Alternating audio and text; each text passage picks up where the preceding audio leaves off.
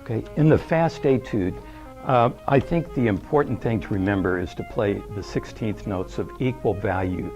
Too many students play the first note either short and the second note long each time. Try to make each note of the 16th sound the same in value.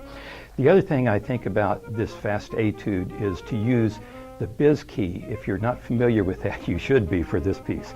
The biz key makes it so much easier, as most of this piece is arpeggios, and that's when you want to use that biz key. There are a few scalar passages, and I do use the side B flat in those few passages.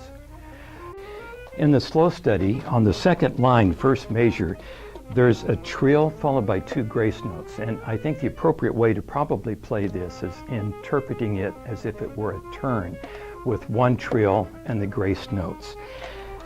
Further on down in the 4th line of the piece, you have at the very first of that line an A going to a C sharp followed by a G sharp.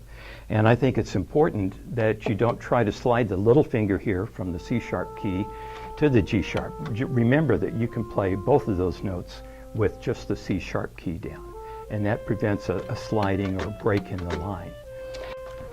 Okay, I think a concept on this one that is very important is the musicality of the phrases. It's basically 2-bar phrases where you lead into the peak of the second bar each time. For instance, you could play this first phrase,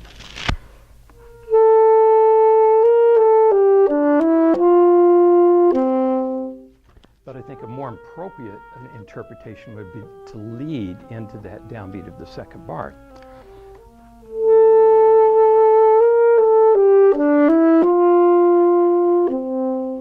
And that pretty much repeats throughout the whole phrase.